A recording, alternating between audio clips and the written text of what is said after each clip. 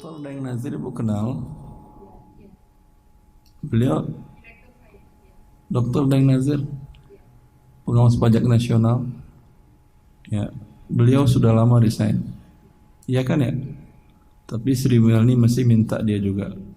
Dia berkali-kali ngomong setiap ketemu saya, sering saya bilang ke Bu Menteri, Ustaz, ini pajak ini zolim, nariknya udah zolim, orang terlambat dikenakan kezaliman baru lagi dengan berlipat-lipat dendanya. Iya kata dia, Ibu. Sering disampaikan ke dia, Ustaz. Tapi ya semoga Allah berikan hidayah kepada dia. Itu adik kelas saya waktu di Amerika, kata dia. Dr. Daeng Nazir itu dia tamat angkatan pertama dan dapat S3 keuangannya dari Amerika, Bu ya. Dia udah resign lama.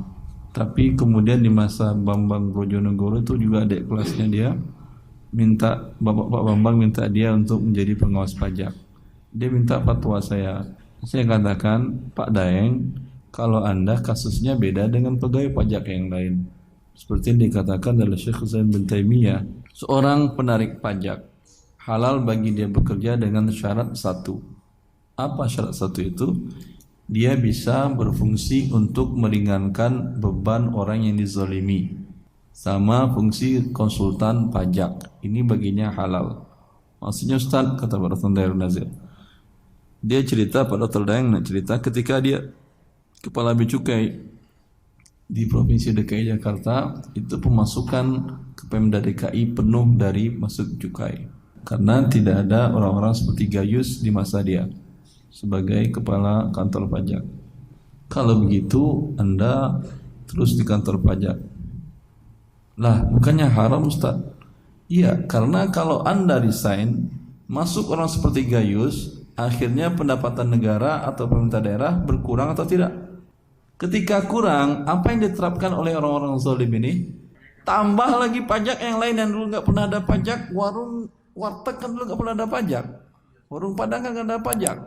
Karena orang-orang zalim ini, wah kurang uang gua nih. Tambah pajak yang lain yang nggak pernah pajak pun dipajak. Maka di sini fungsi Anda bisa mengurangi kezaliman. Itu dia sekarang sebagai Ketua Kepala Pengawas Pajak Nasional membuat undang-undang pajak, bisa dia mengurangkan bagaimana menyelamatkan kezaliman terhadap rakyat Indonesia dengan cara beberapa poin-poin undang-undang yang bisa dia batalkan. Ini kalau begini Anda wajib bekerja di sini karena mengangkatkan kezaliman, minimal mengurangi kezaliman. Kalau Ibu bekerja pajak seperti itu bagus. Ketika cuman dampaknya kalau pegawai masih rendahan, karir nggak naik-naik. Karena setiap Anda disuruh narik pajak, Anda bilang, oh enggak, pajaknya bagus, nggak apa-apa.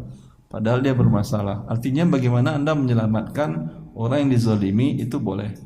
Tapi bagaimana Anda menarik sebanyak-banyaknya sehingga membahagiakan negara si tukang zalim, berarti pekerjaan Anda adalah sebagai a'wanus sultan tadi.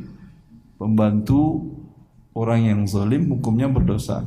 Tapi kalau membantu orang yang dizalimi seperti konsultan pajak, dia membantu siapa? Membantu negara atau membantu wajib pajak?